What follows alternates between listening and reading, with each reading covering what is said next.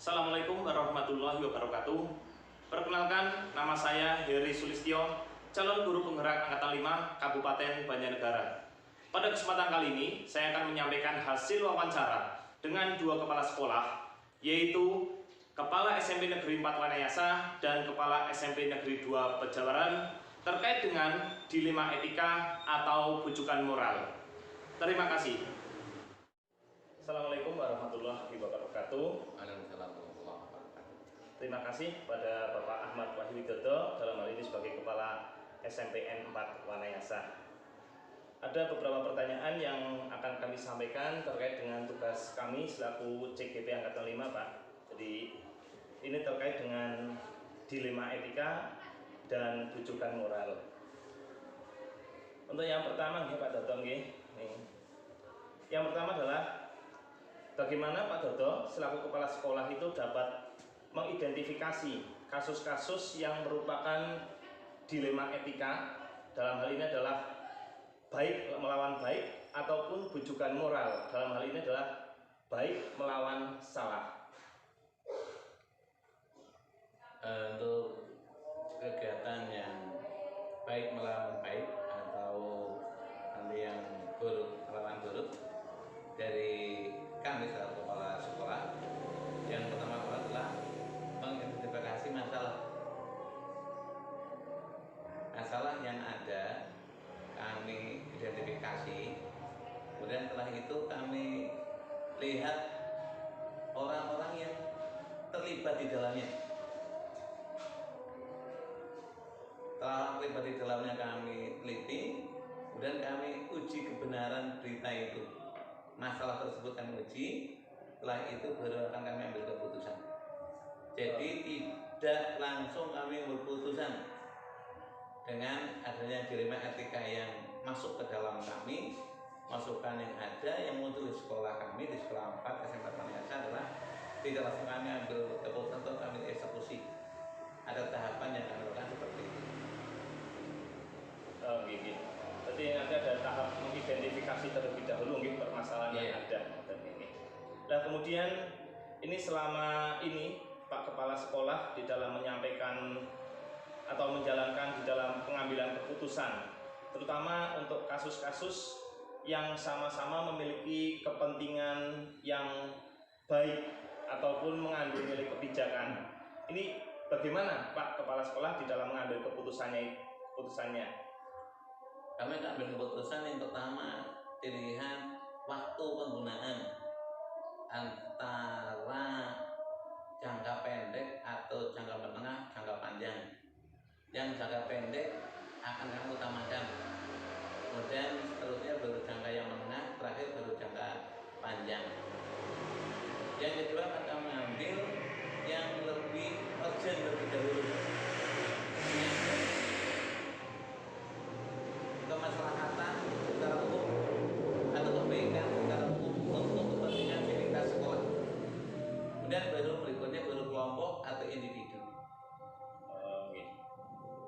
Berarti ini yang paling urgent yang didahulukan Nah kemudian terkait dengan yang urgent ini, mungkin langkah-langkahnya yang mau dilakukan itu seperti apa Pak? Saya melakukan koordinasi lebih dahulu yang pertama dengan teman-teman pemangku kebijakan dari bagai kepala sekolah ataupun dari masing-masing standar. Standar gitu.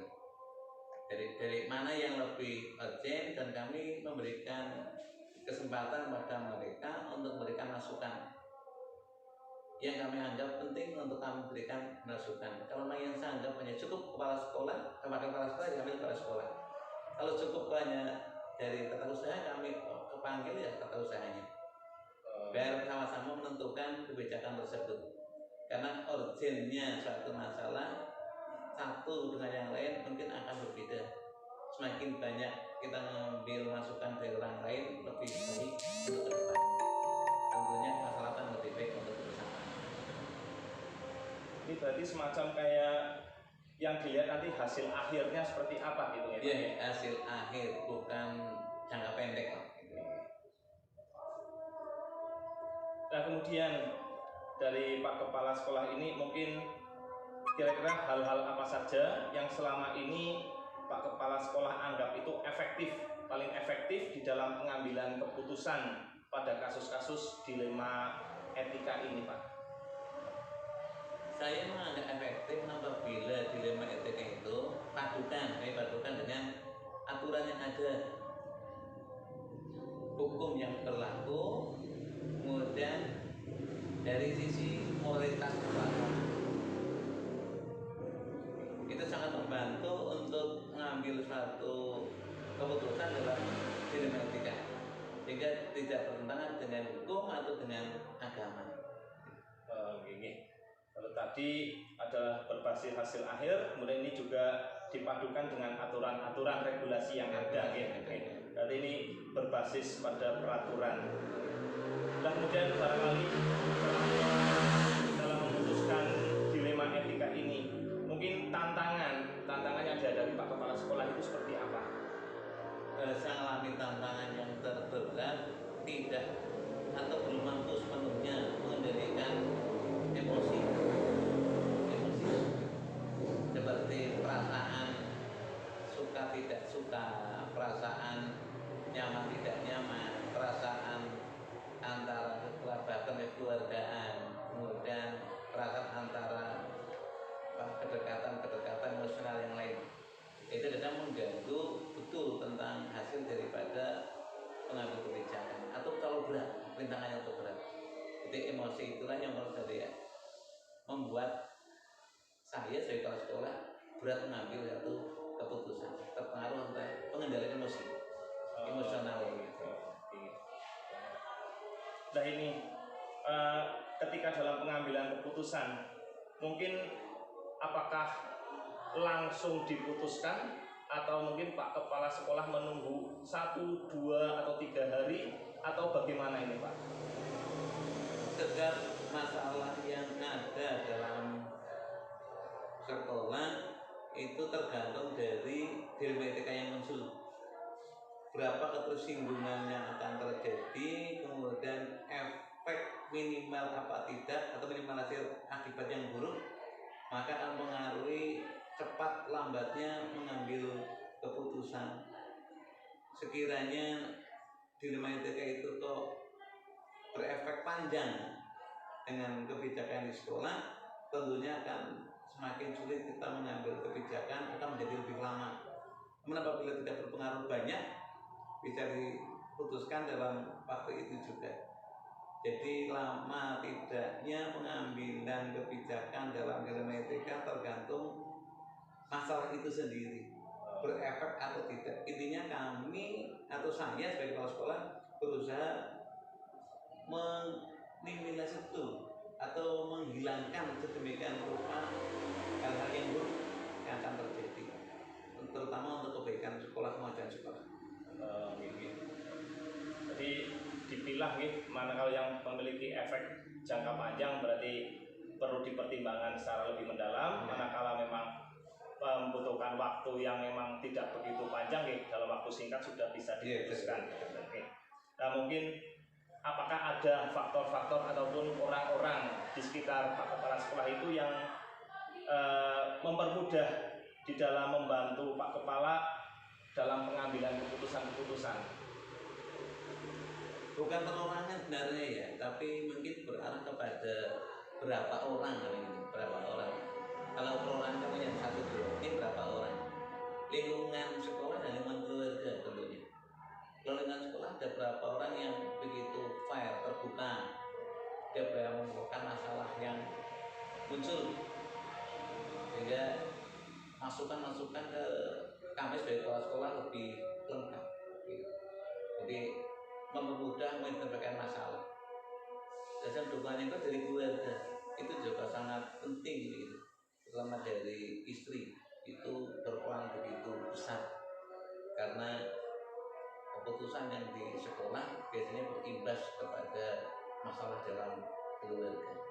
Tapi kalau di sekolah intinya ada berapa teman yang masalah apapun akan sampai kepada kami. Jadi keterbukaan dari beberapa teman itu yang mendorong kami semuanya beberapa orang. Oke.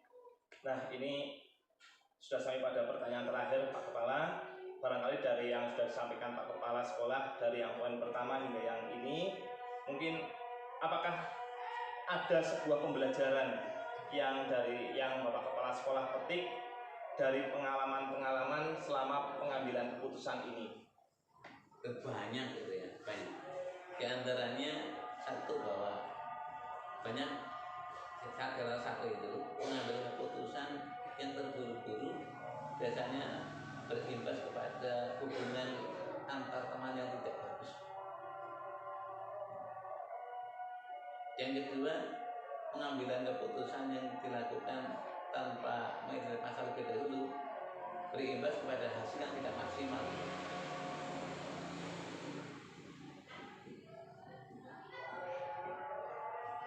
Oke, jadi ketika sebuah keputusan diputuskan terburu-buru juga tidak bagus, tapi manakala juga hasil yang didapatkan juga tidak maksimal. Oke, Bapak Sekolah, Pak Ahmad Wahyu Widodo, selaku Kepala SMP Negeri 4 Wanayasa, terima kasih atas waktunya. Saya sudah diberi kesempatan untuk melakukan wawancara terkait dengan dilema etika ataupun bujukan moral.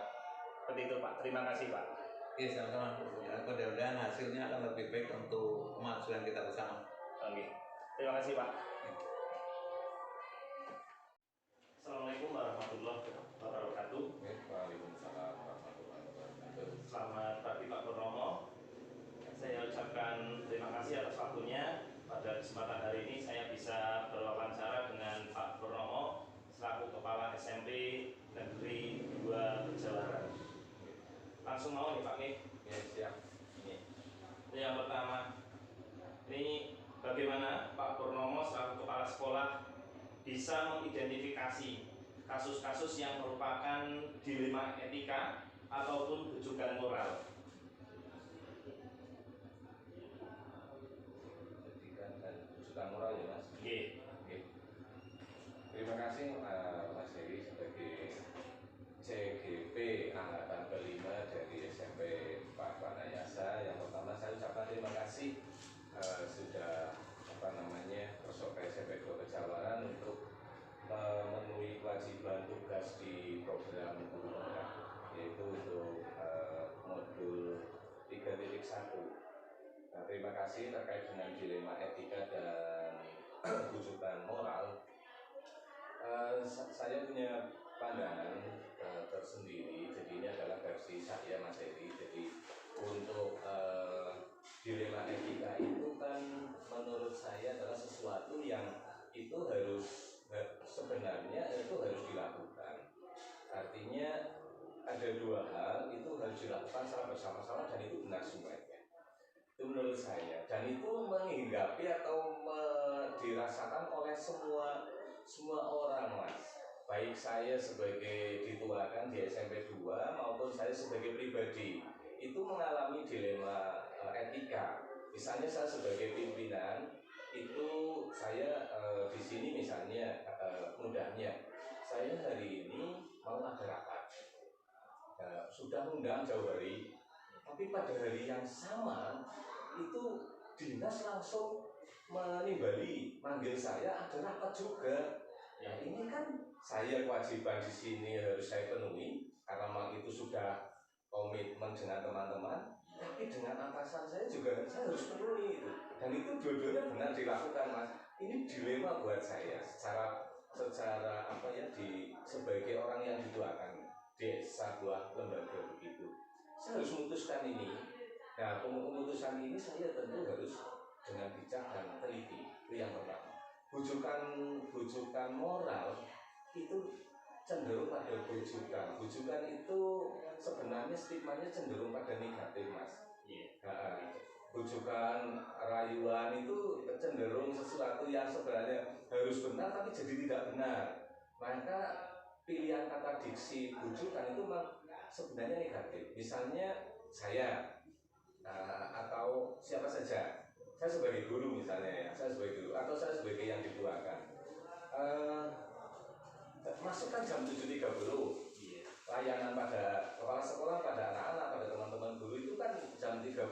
7.30 sudah harus standby karena kita sekolahnya di atas. Nah, tapi karena saya ada hal yang apa ya, saya tak mampir dulu lah beli sesuatu di pasar sampai melewati pukul 30.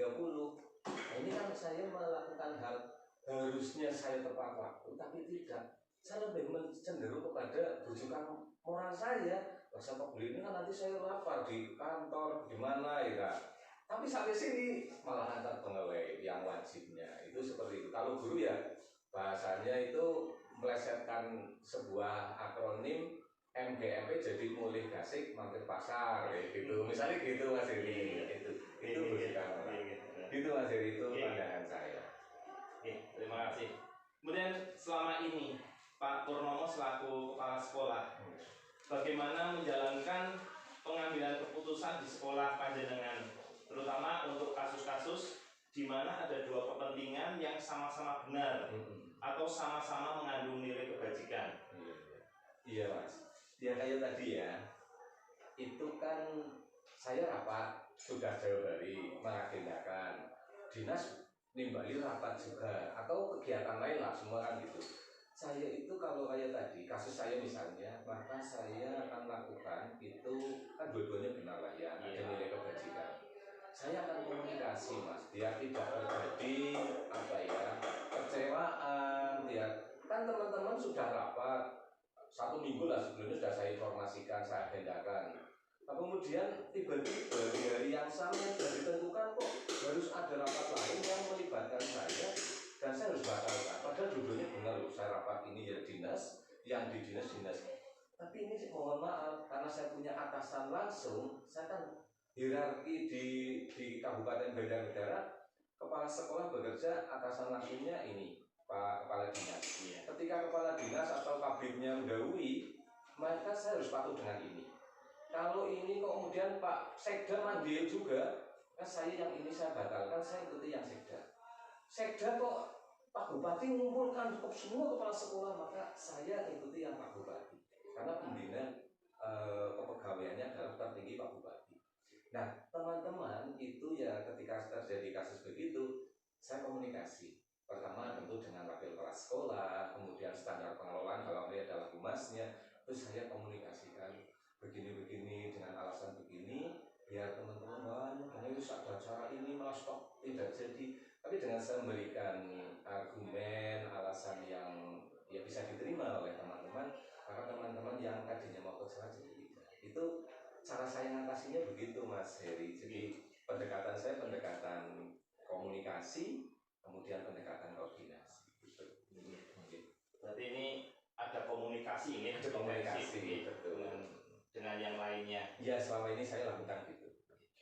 Nah, kemudian langkah ataupun prosedur yang biasa Pak Kepala Sekolah lakukan, ini biasanya seperti apa? Prosedurnya ya? Iya. Kalau prosedur di sini itu tadi salah satu ketika mana yang harus didahulukan itu adalah kita membuat skala prioritas. Membuat skala prioritas mana yang misalnya kayak tadi itu kan berarti kan skala prioritasnya siapa dulu atasan kita gitu. Nah itu baratnya saya harus setia dengan pimpinan saya gitu, loyalitasnya itu nomor 1 dulu. Terus kemudian prosedur yang saya lakukan itu berarti tadi teman sejawat itu saya lakukan. Jadi cenderung kepada tadi bahasa singkatnya adalah ya komunikasi itu harus saya lakukan. Yang kedua koordinasi itu harus saya lakukan. Biar tidak terjadi miskomunikasi dengan teman-teman sehingga ada hal-hal yang menjadikan jalannya roda organisasi atau lembaga ini jadi kesannya jadi kayak saling bertentangan, saling kayak kredit lah kayak kepala sekolah yang luas semua orang benar. Nah itu jadi saya menghindari itu Mas. Jadi memang benar ya, ini komunikasi, kemudian juga skala prioritas, kemudian juga dengan rekan sejawat memang harus saling koordinasi yang baik. Itu yang saya lakukan itu Mas. Kemudian terkait dengan itu, ini hal-hal yang hal-hal apa saja yang mungkin Pak Kepala Sekolah itu anggap efektif di dalam pengambilan keputusan pada kasus-kasus dilema etika ini? Saya melakukan hal-hal yang terkait pengambilan keputusan pada dua hal yang semuanya punya nilai kebenaran, punya nilai kebajikan. Itu kepentingan yang paling urgent. Misalnya di sekolah ini kan paling urgent melayani konsumen atau pelanggan kita itu kan anak-anak, orang tua. Nah, itu yang harus saya lakukan. Pertama itu, kalau ini menjadikan layanan menjadi tidak maksimal, berarti saya harus harus teliti lagi gitu. Jadi sistem kerja di tempat kami di sini itu adalah sistem kerja untuk langkah-langkah pengambilan keputusan dilema etika itu kami menggunakan sistem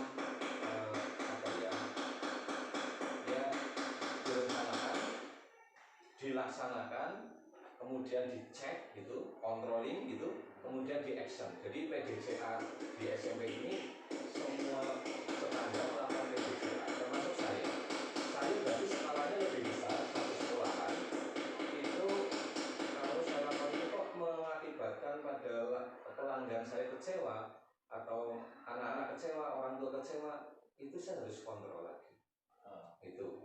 Nah, kemudian diturunkan, di breakdown di masing-masing standar misalnya isi. Ternyata standar isi itu setelah dilakukan, dikontrol, ini ternyata tidak berpihak kepada pelanggan begitu, kepada anak-anak, kepada orang tua. Nah, ini berarti ada apa di situ? Nah, itu namanya dicek gitu, dikontrol. Nah, setelah dikontrol, oh ini ada masalah nih, ada kendalanya di sini, ini tindak lanjutnya seperti ini. Jadi ada rekomendasi dari masing-masing itu. Nah, itulah yang masuk ke saya. Masukan-masukan itu yang jadikan saya mengambil keputusan kayak gitu, Mas. Itu kan semuanya baik, tapi baik-baik itu kalau saya memutuskan sendiri saya nggak mampu. Karena harus melibatkan BKS, kontrol, kemudian standar-standar, 8 standar yang kontrol. Nah, nanti itu alhamdulillah saya lakukan ya, berarti saya 2 tahun di sini begitu. Saya dari kegiatan seperti itu ya. Ada kendala Pak, kendalanya gini. Nah, saya kan nggak langsung jelek seperti ini gitu. Nah, saya harus pikirkan dulu. Mungkin dalam waktu hanya berapa menit, ini ada masalah gini, gimana ya teman-teman? Oh seperti ini Pak. Oke, nah ini masalah harus segera ditangani. Kalau ditangani kan otomatis langsung tidak pakai jeda pakai apa itu. Tapi kalau diatasi itu ada jeda, misalnya oh bisa besok Mas, oh bisa minggu depan. Itu namanya masalah yang bisa diatasi. Kalau ditangani ya langsung, oh ini kotor, ayo tangani. Nah gitu, jadi ada tindakan langsung. Kami melakukan begitu Mas Yedi di sekolah. Begitu. Dan di dalam organisasi yang begitu banyak guru, kemudian juga di dalam pelayanan kepada anak-anak, mungkin Pak Purnomo pernah mengalami sebuah tantangan nih, tantangan. Nah mungkin tantangan apa yang mungkin dirasakan di dalam pengambilan keputusan-keputusan dalam kasus-kasus yang cukup besar ini? Sudah tentu ada tantangan sangat Mas. Tantangan misalnya gini, ada masalah ya. Pas kenaikan kelas lah. Itu kan satu sisi saya harus mengedepankan wajib belajar. Taruhlah ini 9 tahun ya, kan SMP 9 tahun. Tapi satu sisi anak ini jarang masuk, absennya hanya itu mendesak, ini tidak boleh naik gitu loh. Ini kan perang batin, dilema etika. Satu sisi ini ada program pemerintah harus wajib belajar 9 tahun, satu sisi guru nggak terima kalau ini dinaikkan loh. Ini anak beda perlakuan, akhirnya itu disitulah tantangan luar biasa Mas. Nah maka biasanya itu kami lakukannya itu tadi pakai perlakuan. Anak ini unik nggak? Ini unik sekali. Anak harusnya masuk nggak masuk kayak gitu. Ini unik lah. Bapak Ibu perlakuannya unik dong. Jangan samakan dengan anak yang rajin gitu. Nah, terus perlakuannya gimana Pak? Saya kan harus mengamankan program pemerintah. Kalau anak ini nggak naik, kemudian besok efeknya dia nggak mau sekolah apa, kan jadi masalah lebih panjang lagi Mas. Tapi ketika kita bisa anak ini kemudian bisa dinaikkan dengan prosedur yang keunikan tadi, ya tentu ada apa ya, masing-masing sekolah punya karakter. Nah, terus kemudian anak ini akhirnya bisa naik. Pengalaman anak yang tadinya kelas 7 bermasalah, anak ini begitu naik kan, teman-teman yang lain kayaknya nggak terima kan gitu kan. Itu juga kita harus sosialisasi mas, harus koordinasi tadi ke anak-anak juga diperlakukan. Ini naik boleh dicek kok kelakuannya seperti ini, minimalis sekali dengan kalian yang ketua kelas kan sikapnya A, perilakunya A. Nah ini coba cek, oh ya Pak hanya B, kan standarnya memang B. Kalau nanti C jadi nggak naik, bermasalah lagi kan? Iya. Nah, kayak gitu. Di kelas 8 Mas Hedi luar biasa, nah ini berubah sangat luar biasa. Nah kalau kemudian kemarin nggak dinaikkan, akan berubah begitu.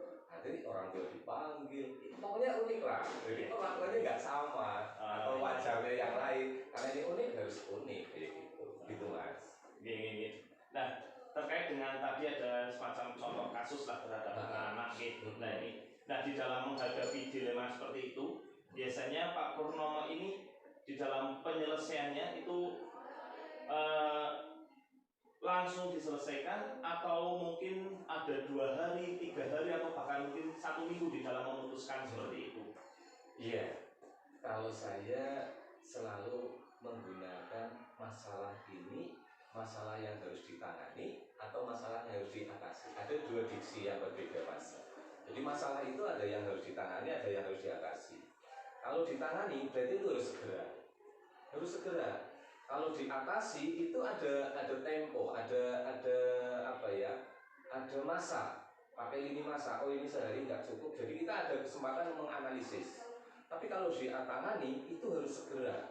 Tetap dianalisis tapi melibatkan teman-teman yang memang terkait dengan itu, kayak gitu mas. Jadi apa ya, tidak bisa saya harus keputusan tetap nanti pimpinan atau yang dikeluarkan. Tapi dalam mengambil keputusan itu saya hampir dipastikan selalu melibatkan teman. Kemudian oke, masukan, begitu saya putuskan, teman-teman yang tadinya itu akan ikut mendukung. Ini sudah mengambil gitu. Jadi ada dua diksi yang kami lakukan, harus ditangani berarti segera mas, harus diatasi itu ada bisa sehari, 2 hari, seminggu, bahkan mungkin sebulan, kayak gitu. Seperti itu. Jadi ketika ada kasus maka bisa dibedakan gitu. Kalau perlu penanganan cepat berarti harus segera diselesaikan.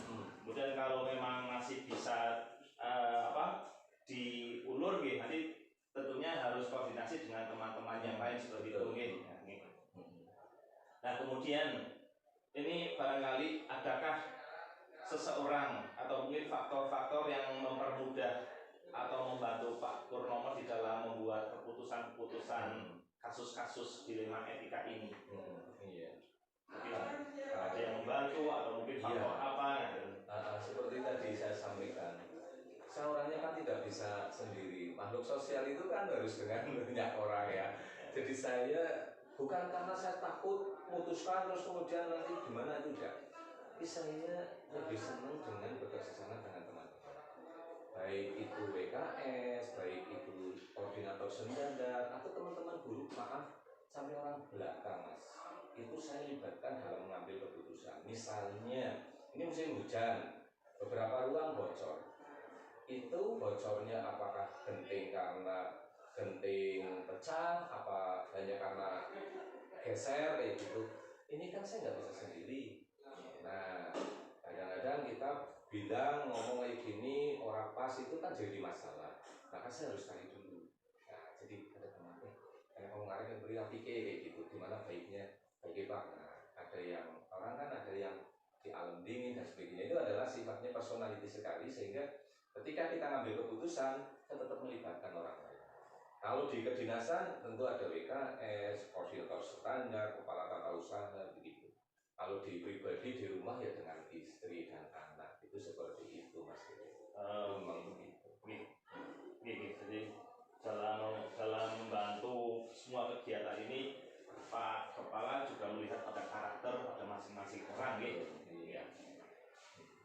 Nah kemudian ini kira kira-kira ini sudah sampai pada pertanyaan terakhir dari pengalaman Pak Purnomo selama ini. Mungkin pembelajaran apa yang bisa dipetik dengan pengalamannya Pak Purnomo ini di dalam pengambilan keputusan-keputusan yang sifatnya dilema etika ini? Ya, yang kalau saya ngambil pelajaran dari berbagai hal yang ada di misalnya dihadapkan dengan dua pilihan yang masing-masing benar begitu, memang yang bisa saya ambil itu pelajaran kita harus satu teliti, yang kedua sabar itu, kemudian yang ketiga tidak egois gitu. Jadi kalau ini saya ngambil pelajaran dari tiga ini, maka ya insya Allah apa yang kita putuskan itu menjadi keputusan yang bermanfaat dan bisa diterima oleh banyak pihak gitu. Nah, kenapa saya harus sabar? Ya kalau saya tergesa-gesa, itu sifat setan, itu kan tergesa-gesa, efeknya nggak baik, itu yang pertama. Kemudian yang kedua, teliti, ya kita harus teliti kayak gitu. Teliti, kalau nggak teliti ya efeknya juga tidak baik begitu. Jadi itu yang saya ambil pelajaran dari dua hal atau beberapa hal yang semua adalah benar, tapi kita memang harus seperti itu, Mas. Harus teliti, sabar, itu nomor satu gitu. Itu Mas Edi. Dan ini luar biasa Pak. Ini begitu pengalamannya Pak Purnomo di dalam pengambilan keputusan dengan teliti, sabar, kemudian juga melihat karakter dari masing-masing personil itu, dan mudah-mudahan putusan bisa bermanfaat untuk semuanya. Barangkali itu Pak Purnomo, saya selaku CGP ucapkan terima kasih pada kesempatan hari ini sudah bisa bertatap muka dengan Pak Purnomo dalam rangka untuk tugas wawancara terkait dengan dilema etika dan rujukan moral. Terima kasih Mas Heri Sulistyo terkait dengan kegiatan panjenengan di program Guru Penggerak ini. Mudah-mudahan selama kegiatan panjenengan ikuti, panjenengan tetap sehat, kemudian diberikan kemudahan, dan tentunya nanti akan berimbas atau bermanfaat untuk panjenengan sendiri dan untuk anak-anak, lebih-lebih untuk lembaga di sekolah panjenengan, begitu memberi warna virus-virus positif yang jelas kalau diniati ibadah kan orang ketemu nanggungnya toh bisa terbawa sampai di akhirat. Itu Mas Heri. Jadi sekali lagi barangkali dalam menjawab pertanyaan-pertanyaan dari panjenengan belum pas begitu atau belum sesuai dengan yang diharapkan, itu yang saya jawab ya apa yang pernah saya lakukan, yang saya rasakan kayak gitu. Jadi saya tidak mengada-ada atau mencari-cari jawaban sing kayak ketone seneng. Ya memang